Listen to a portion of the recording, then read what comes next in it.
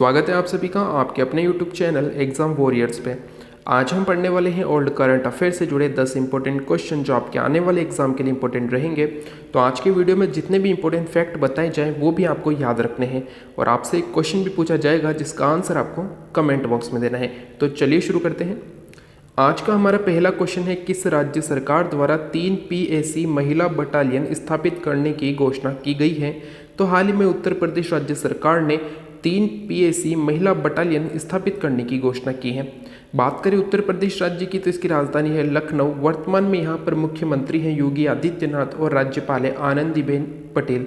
साथ ही आपको याद रखना है कि उत्तर प्रदेश की राजधानी लखनऊ में बढ़ते प्रदूषण के कारण थैला बीम की शुरुआत की गई है।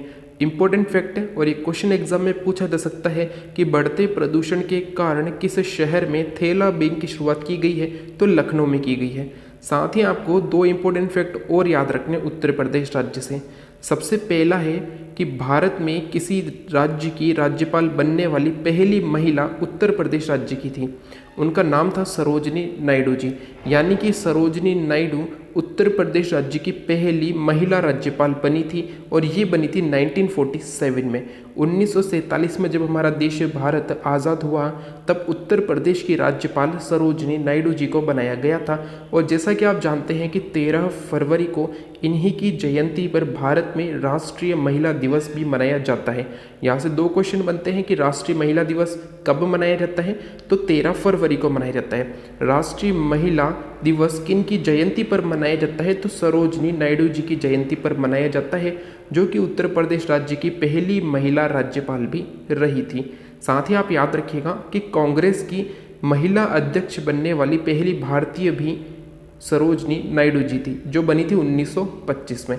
ये भी इंपॉर्टेंट फैक्ट आपको याद रखना है। साथ ही आप एक और इंपॉर्टेंट फैक्ट याद रखिएगा कि भारत में किसी राज्य की पहली महिला मुख्यमंत्री भी उत्तर प्रदेश की बनी थी। इनका नाम है सुचेता कृपलानी जी, जो कि 1964 में उत्तर प्रदेश की पहली महिला मुख्यमंत्री बनी थी। आपको ये दोनों इंपॉर्टेंट फैक्ट भी याद रखने हैं। आज का हमारा क्वेश्चन नंबर 2 है, ICC बोर्ड में BCCI का प्रतिनिधि किसे चुना गया है? तो ICC जो कि विश्व का क्रिकेट बोर्ड है और BCCI जो कि भारत का क्रिकेट बोर्ड है। तो ICC बोर्ड में BCCI का प्रतिनिधि जय शाह को चुना गया है। इंपॉर्टेंट और आपको याद रखना है। साथ ही आप याद रखिएगा ICC की स्थापना हुई थी 1909 में और इसका मुख्यालय है दुबई में। BCCI की स्थापना हुई थी 1928 में और इसका मुख्यालय है मुंबई में। साथ ही आप याद रखिएगा कि ICC के द्वारा इस वर्ष से प्लेयर ऑफ द मंथ जो चुना जाता है ये शुरू किया गया है। तो ICC के द्वारा अप्रैल महीने के player of the month Pakistan के बाबर आजम चुने गए हैं और जल्द ही मई महीने के जो है प्लेयर ऑफ द मंथ चुने जाएंगे, तो वो भी आपको याद रखना है। तो यहाँ पर आपको याद रखना है कि प्लेयर ऑफ द मंथ यानी कि अप्रैल महीने के player of the month Babar Azam को चुना गया है।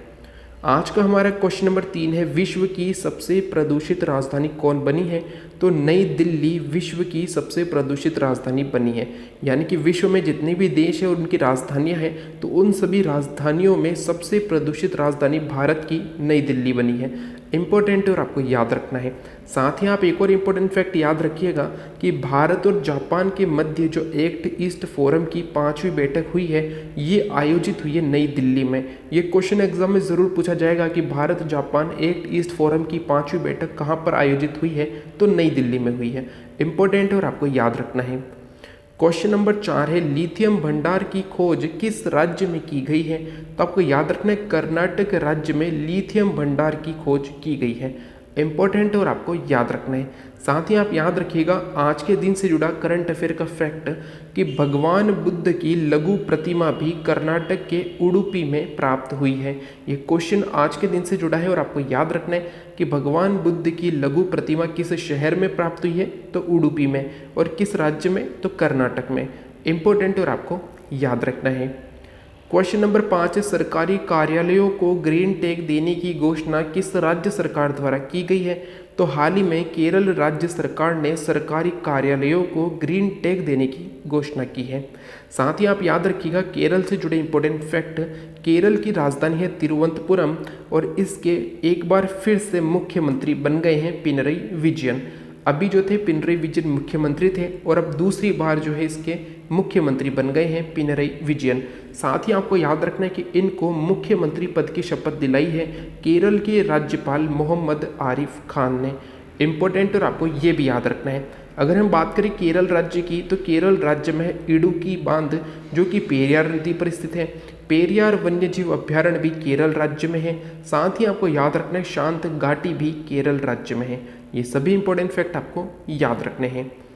क्वेश्चन नंबर 6 है मनोज मुकुंद नरवणे जो कि थल सेना अध्यक्ष हैं, इन्हें किस देश की सेना ने गार्ड ऑफ ऑनर से सम्मानित किया है?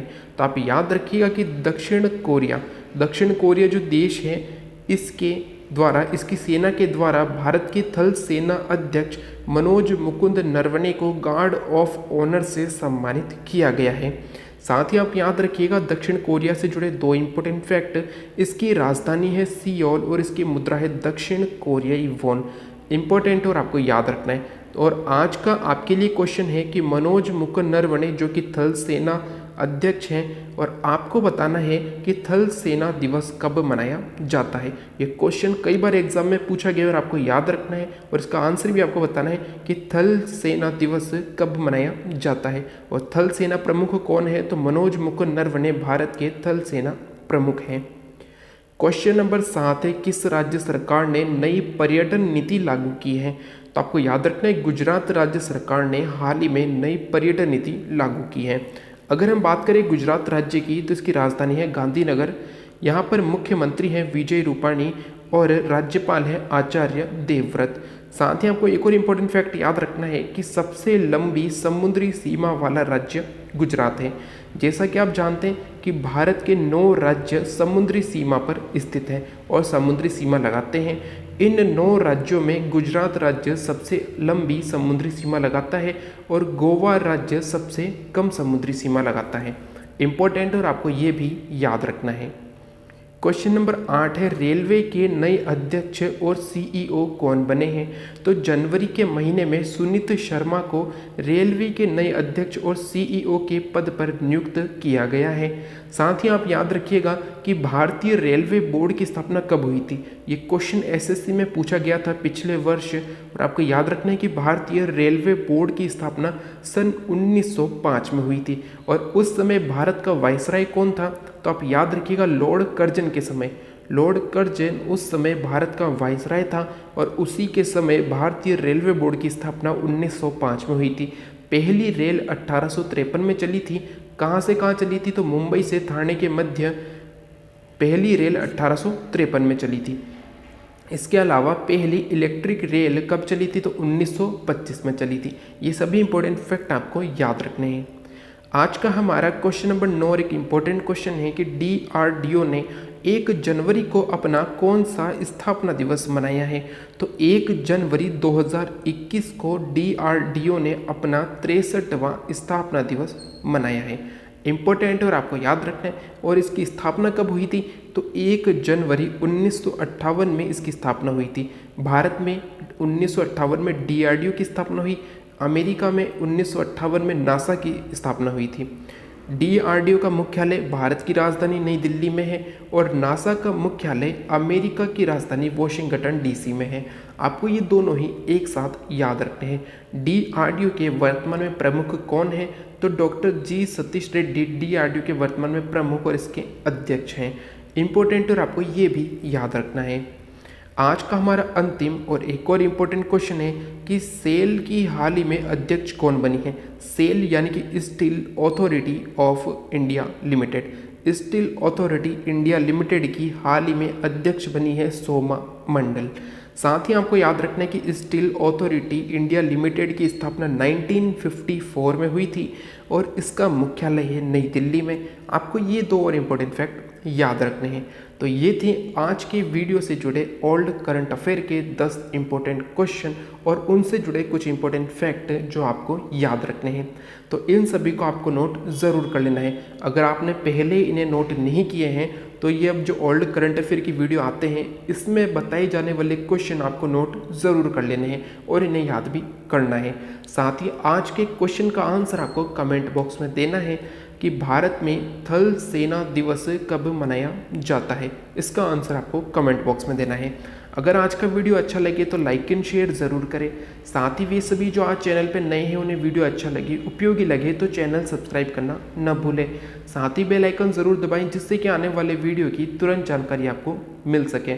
साथ ही आप अगर हमारे द्वारा पूछे गए क्वेश्चन इंपॉर्टेंट लगते हैं तो आप हमारे टेलीग्राम चैनल को ज़रूर ज्वाइन कीजिएगा, वहाँ पर भी डेली इंपॉर्टेंट क्वेश्चन पूछे जाते हैं।